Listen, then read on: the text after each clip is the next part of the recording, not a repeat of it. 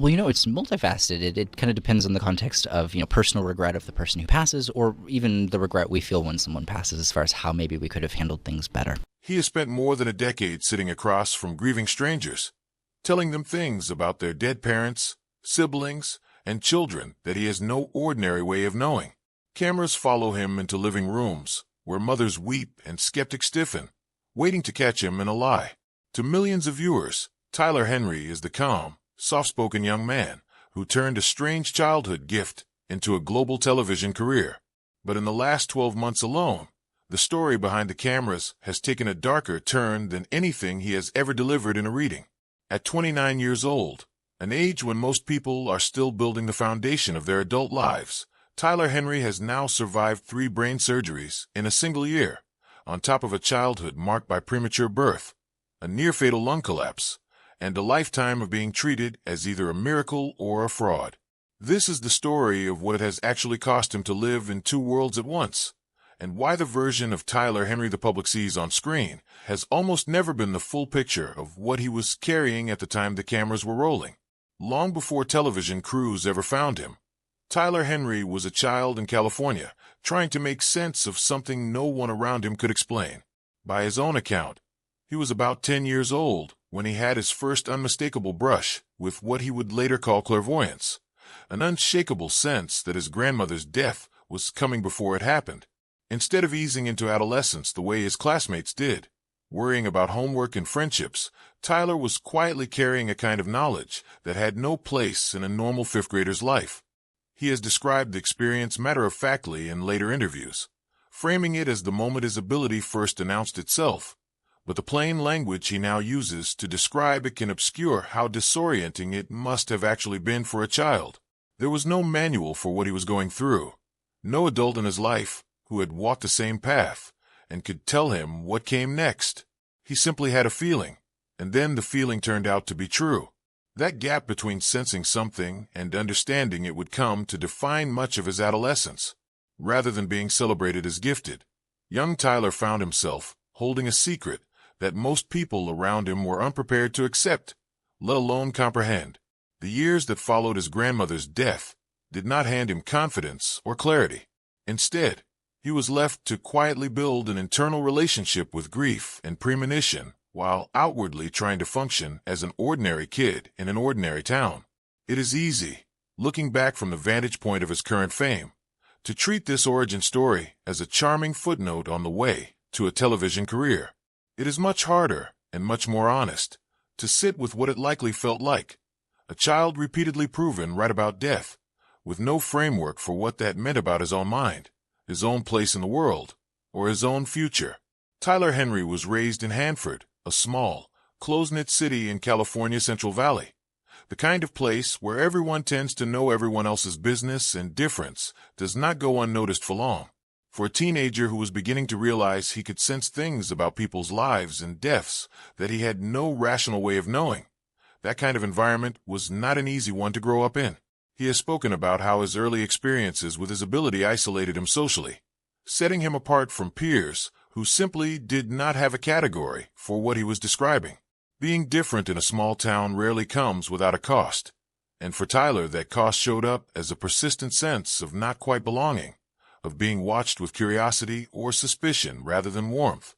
On top of the challenge of an unusual ability, Tyler was also quietly grappling with another part of his identity that made him stand out in a conservative rural community. He is gay, a fact that added its own layer of difficulty to an already complicated adolescence. Being simultaneously the kid who claimed to talk to the dead and the kid who did not fit the expected mold of a Central Valley teenager left him navigating more than one form of social friction at the exact same time. He has never framed his teenage years as easy, and it is not difficult to understand why. Being misunderstood on 2 fronts at once, in a town not known for embracing either kind of difference, would have left most people guarded, defensive, or withdrawn.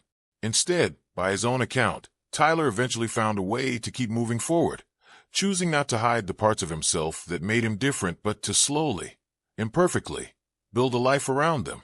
That process did not happen overnight, and it did not happen without real emotional cost. The loneliness of those years would go on to shape how he later approached fame, criticism, and the pressure of being constantly watched, because in many ways, he had already spent his childhood being watched and judged before a single camera was ever pointed at him. What makes Tyler Henry's story different from most celebrity narratives about hardship is that his physical health problems did not begin with the pressures of stardom. They began with the earliest days of his life. Tyler was born 3 months premature, entering the world with the kind of fragile start that immediately puts a child's health under a microscope. That fragility did not stay behind in the neonatal unit. Just about a month after he turned 18, still a teenager on the edge of adulthood, Tyler experienced what he has described as one of the most frightening ordeals of his life.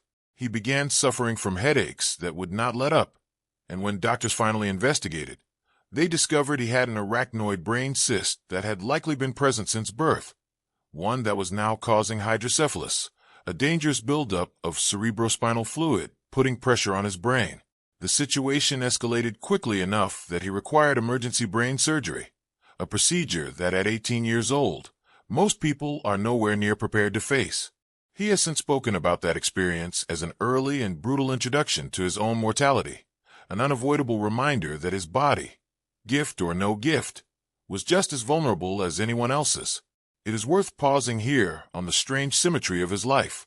A young man whose entire public identity is built around sensing the presence of death was, at 18, forced to confront the very real possibility of his own. He recovered from that first surgery and went on, in the years that followed, to build the career that would eventually make his name recognizable across the country. But that first brain surgery was not a one-time crisis he could simply put behind him. It was the opening chapter of a medical history that would keep resurfacing at the worst possible moments, as though his body had never fully let go of the fragility it started with. If the brain surgery at 18 was a warning sign, what happened next made clear that Tyler's health struggles were far from over. In late 2019, just weeks before the world would be gripped by a pandemic that made respiratory illness a universal fear, Tyler suffered a collapsed lung. He has since said that he and his family had all been unusually sick around that time, sick in a way none of them had experienced before, and that he suspects, though cannot confirm, that an early and undiagnosed case of COVID-19 may have played a role. Whatever the cause, the collapse itself was severe enough to require emergency surgery, and he has said plainly that he nearly died. When surgeons opened him up, they discovered that his lungs had sustained serious damage, riddled with what he has described as air leaks that made it extraordinarily difficult to get them to reinflate properly. He spent close to 3 weeks in the hospital recovering, an ordeal that forced him to cancel work commitments and step back from the public eye at a time when his career was still very much on the rise. For a young man not yet 25, spending weeks in a hospital bed, fighting to breathe properly again is not a minor medical footnote. It is a life-altering event, the kind that reshapes how a person thinks about their own fragility going forward. Tyler has said that this brush with death, layered on top of the brain surgery he had already survived, left him with a sharpened awareness that his body could fail him at any time, without warning, regardless of how many times he had already recovered. That awareness did not stop him from continuing his work. If anything, by his own telling, it pushed him toward a deeper reflection on mortality, informing both his personal outlook and the very career built around helping other people process loss. But it also meant that by his mid-20s, Tyler Henry had already survived 2 separate medical emergencies that could easily have killed him, each arriving with almost no warning, each forcing him to rebuild his sense of physical security from the ground up. Tyler's rise from an unknown teenager with an unusual claim to a nationally recognized television personality did not happen through some slow, conventional path. It happened fast, and it happened because the right people were willing to take a chance on him. While still a teenager, Tyler gave private readings that impressed the small circle of people who encountered him, eventually leading to an appearance in the world of reality television when he read for a member of the Kardashian family in a widely watched moment that introduced him to a much larger audience than he had ever had before. That exposure opened the door to Hollywood Medium with Tyler Henry, a series that premiered when he was barely into his 20s and quickly turned him into one of the most recognizable young mediums in the country. Suddenly, a young man who had spent his adolescence feeling isolated in a small Central Valley town was sitting across from actors, musicians, and reality television stars, delivering emotional readings that left many of them in tears. The show ran for years, expanded his profile significantly, and eventually led to a follow-up Netflix docuseries, Life After Death with Tyler Henry, which pushed his story into an even more personal and vulnerable direction, following him not just as he read for others, but as he explored uncomfortable and long-buried questions about his own family's past. On paper, this trajectory reads like a success story, the kind of rapid rise most people spend a lifetime chasing without ever coming close. But fame built on acclaim as contested as psychic ability comes bundled with the particular kind of pressure that most young television stars never have to face. The constant demand to prove, defend, and justify the very thing that made him famous in the first place. From the moment cameras first turned toward Tyler Henry, skepticism followed close behind. Critics and researchers who study psychic phenomena have long argued that mediums like Tyler rely on techniques known as cold reading and hot reading, methods that use careful observation, broad statements, and sometimes prior research to create the illusion of supernatural insight rather than any genuine connection to the deceased. Publications skeptical of the paranormal have scrutinized his live shows and television readings in detail, arguing that his accuracy can be explained through conventional psychological and observational techniques rather than anything otherworldly. Online communities have picked apart individual episodes and readings, dissecting his phrasing and questioning whether his calm, deliberate delivery is itself a performance technique rather than a channel to the other side. For most people, having their life's work publicly labeled a carefully rehearsed trick would be difficult to sit with. For Tyler, that scrutiny has been a constant backdrop to nearly his entire adult life, following him from his first television appearance through every subsequent project. To his credit, he has generally responded to this skepticism without hostility, acknowledging in interviews that he does not expect universal belief, and that he understands why disbelief exists in a world that generally demands proof before faith. That kind of public composure, however, does not necessarily reflect the private toll of being doubted so relentlessly and for so long. Living a career in which your central talent is treated by a significant portion of the public as either a delusion or a con is its own kind of psychological weight, one that sits quietly underneath every reading, every interview, and every new project he takes on. It is a strange bargain to have made, whether intentionally or simply by circumstance. The more visible he became, the more his abilities were put on trial in public forums he could not control, dissected by people who had never met him and never sat across from him for a reading, yet felt entitled to render a verdict on his character all the same, a verdict he has had to read about, absorb, and somehow set aside before walking back into a room to comfort another grieving stranger. Alongside the television work, Tyler has also built a parallel career as an author and touring performer, releasing memoirs that dig into his childhood, his health scares, and his understanding of his own ability in far more detail than any single episode of television could hold. Writing about a collapsed lung and a brain surgery is one thing when it is filtered through a magazine profile or a brief social media caption. It is another thing entirely to sit down and revisit those memories at length, to put words to the fear of nearly dying in a hospital bed before the age of 25, and to publish that account for public consumption. He has spoken about using periods of forced recovery, including the long weeks following his collapsed lung, as time to reflect on what he had survived, turning some of that reflection directly into the pages of his second book. Alongside his writing, Tyler took his message on the road with live arena shows, most notably a touring series he called An Evening of Hope and Healing, performing in front of audiences of thousands and delivering impromptu readings to people he had never met and had no way of researching in advance. Those tours were themselves interrupted more than once by his health, forced into rescheduling after the lung collapse sidelined him for months, and again during his string of brain surgeries years later. Each time, he returned to the stage rather than stepping away permanently, choosing to keep working through recovery rather than retreat from the public spotlight that had already subjected him to so much scrutiny.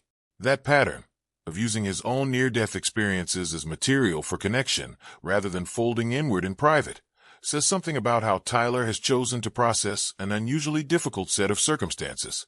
It does not mean the difficulty disappears simply because he has found a way to keep functioning through it. If anything, the fact that he has continued writing, touring, and performing readings in the direct aftermath of surgery after surgery suggests a man who has learned to keep moving, because stopping might mean confronting the full weight of what he has been through all at once. Amid the scrutiny and the medical scares, Tyler has also quietly built a personal life away from the readings and the cameras. Publicly identifying as gay in a career and industry not always known for warmth toward that kind of openness, he has continued to speak candidly about who he is rather than retreating from it. In the years since his early rise to fame, he found a partner in Clint Godwin, and the two were married in the spring of 2025, a milestone that arrived, almost unbelievably, just before Tyler underwent brain surgery yet again. By his own account, the timing was not accidental. He and Clint chose to formalize their relationship at the Beverly Hills courthouse in the days leading up to that surgery, a decision made, as Tyler has since explained, in case something went wrong. There is something quietly devastating about a couple choosing to get married, not purely out of romantic timing, but partly as a precaution against the possibility that one of them might not survive an upcoming operation.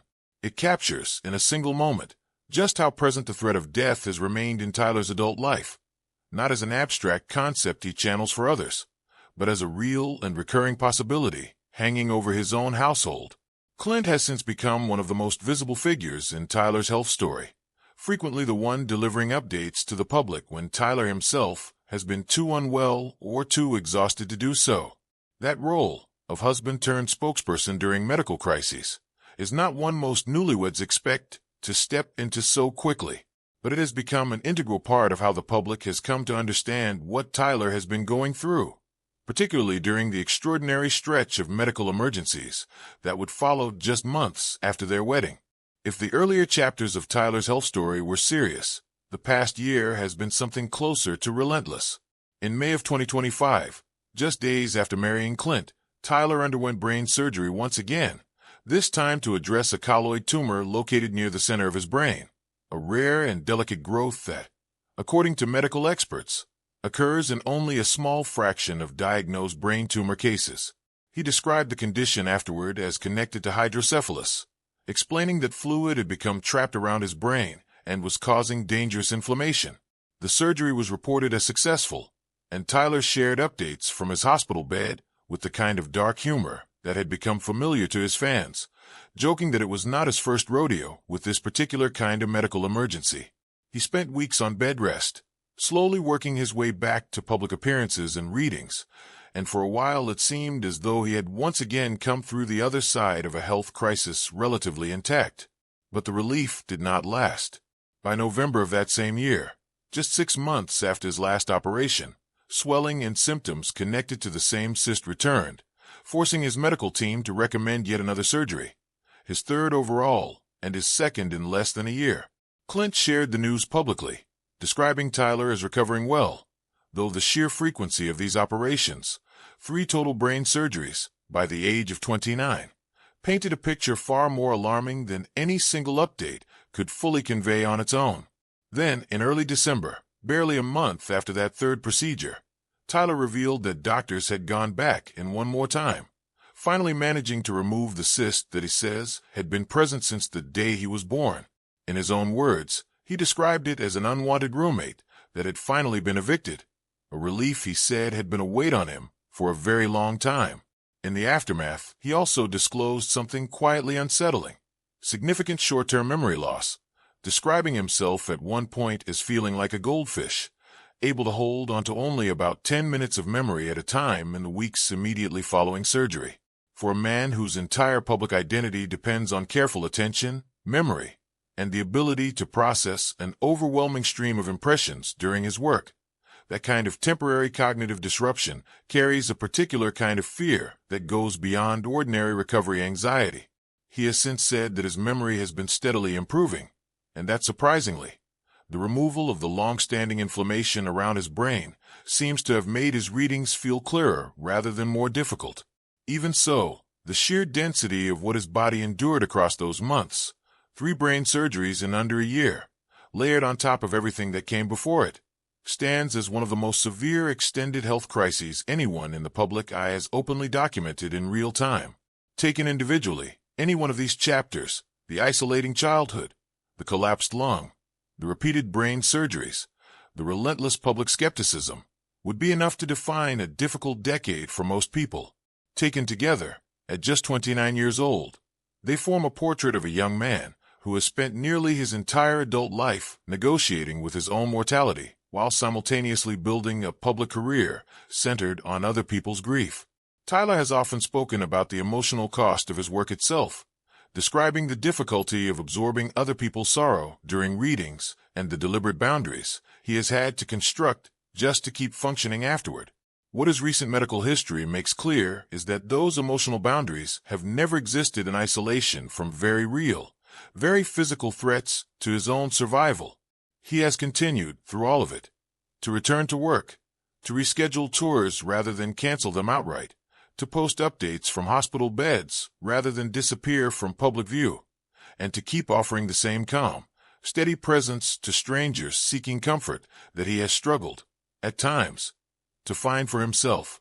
Whether or not one believes in what Tyler Henry claims to do professionally, it is difficult to look at the last several years of his life, the surgeries, the scrutiny, the isolation that shaped his earliest years, and not recognize a genuinely heavy human story sitting underneath the television persona. At 29, he has already survived more medical emergencies than most people face across an entire lifetime, and he has done so while carrying the added weight of public doubt about the very thing that gave him a platform in the first place. If there is anything his story ultimately reveals, it may be this: that behind every persona built for the cameras is a person still trying, quietly and imperfectly, to hold their own life together. Tyler Henry's journey is far from finished, but the road he has already walked to get here has clearly asked more of him than most people will ever be asked to give. The cameras will keep following him into other people's living rooms, capturing the readings, the tears, and the tidy emotional resolutions that make for good television. What they rarely capture is the recovery room, the memory that takes weeks to fully return, or the quiet exhaustion of a young man who has now made peace, more than once, with the possibility that a routine hospital visit might be his last. That is the part of Tyler Henry's story that so rarely makes it into the headlines, and it is the part that makes everything else about his rise to fame worth understanding in a different light.